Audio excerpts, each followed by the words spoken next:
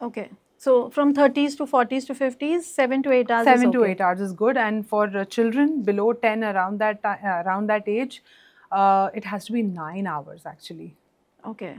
Yeah, but they are so much into gadgets and all that they need it more. They almost 10 hours they need to sleep. So now again, talking about the trends only when we are talking about trends, I can see now millet has a lot of trending dishes over Right. there. So what do you feel? Is the future going? So, climate is changing drastically. Now you have seen how Telangana has early monsoons now. So, millets are trending and they are becoming quite popular, and they are a very sustainable crop, and they're very climate friendly, they're very resilient, and they are loaded with nutrients. And those are my favorite because they are not only good for your body but also for your mind. Mental health really stays good. They have certain components in them which will keep your brain health in a very good condition. So it is advisable to incorporate more of millets in your diet, and try to reduce or rather just eliminate rice. It will be highly beneficial. And what about wheat? Do millets replace wheat also? Yes, because now, these days people are having gluten issues. Hmm. They're not tolerant. Gluten is a protein which is found in wheat and it is absent in millets. So since they are getting, there is a gluten intolerance, it is good to shift to millets because we have got a lot of variety. You have your major millets like ragi, jawar, bajra, and minor millets. You have foxtail, barnyard, kodo, and you can make fantastic recipes out of it, be it idli, dosas, or even sweets for that matter. And children also love it. And best thing is you can even get millet noodles, which are really loved by children. Oh, I don't know if you've heard of it, but I have heard about it, noodles but are I've really good. never tasted. Yeah, those are So very nice. maybe, because noodles and because Maggi is something which everybody likes, and Right. noodles is. So you're giving us some good options. So maybe now the kitchen should be stacked with a lot of ragi, millet, and jowar. Right, more of millets, and even flax seeds, chia seeds, all these seeds are also very healthy, very tiny but powerful.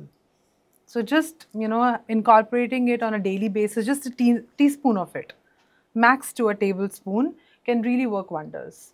So do you suggest it taking, what is the time where we should take those seeds? Like how do we weave it into our So one meals? thing you can do it, you can start your morning with that. Soak it in water.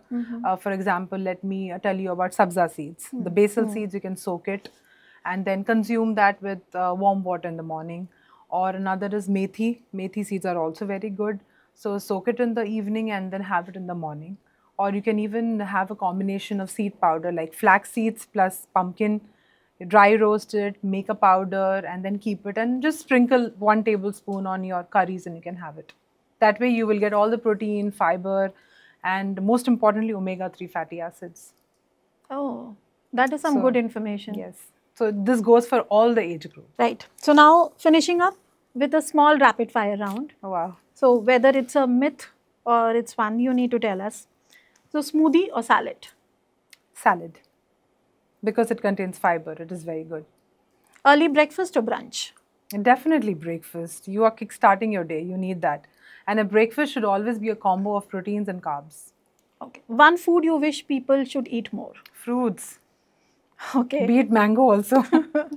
But I've heard that mango has some calories, so most of the dietitians they cut off mangoes. It has a lot of calories, but it comes once in a year, and unless and until you are a diabetic or you have certain health conditions, you can just restrict the amount, limit, and plan your diet that way. But you must enjoy mangoes in the season.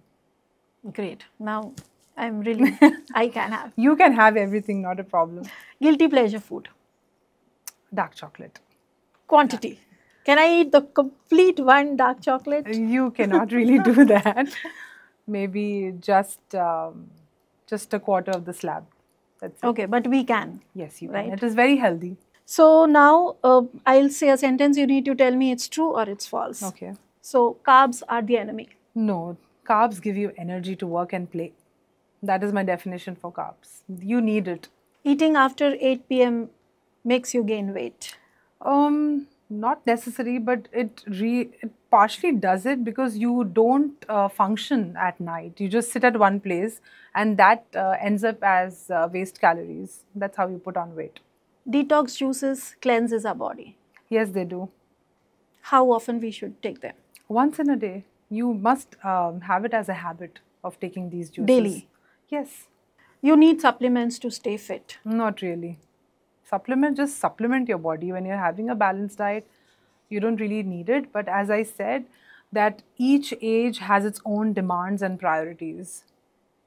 Right. And fat-free equals healthy. Fat means flavor. There is no fun and taste to food if you don't have fat. Fat is that component which gives flavor. You need to have it in moderation. So what type of fat are you talking about? The ghees or the oils? Yes, you should have ghee. I would definitely advocate homemade ghee, and it's not a tough task to do that. And butter is also good because of the fatty acid profile. Then it again depends on the quantity. The portion is important. You should not exceed more than a teaspoon or max a tablespoon of ghee. Same goes for butter. And better to go for cold pressed oils and have a rotation of oils, have a blend of oils, like, combining peanut oil with rice bran oil. Okay. So fats are good. Now this is something new information, yes. I suppose. Mixing of oils. This, I suppose, nobody would be knowing. You need to blend, because like all of us humans, fats, these, the seeds are also blessed with an excellent fatty acid profile. So each seed has its own profile, which needs to be blended with another thing. Because see, for example, peanut, it has a distinct odor to it. And you cannot combine it with, say, mustard oil, because even that has a distinct odor. So it's better to combine your peanut oil with a safflower or sunflower oil. So you get the excellent properties of both the profiles. Both the oils. Right.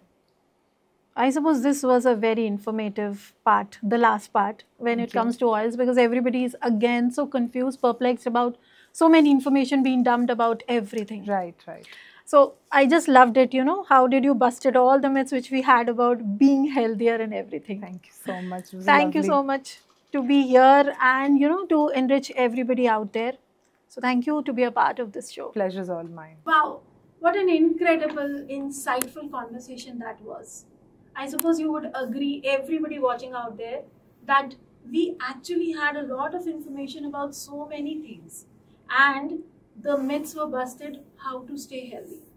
So for all those who are watching, I would request you to comment down your questions or your queries regarding nutrition or staying healthy, how to be consistent, anything what you want.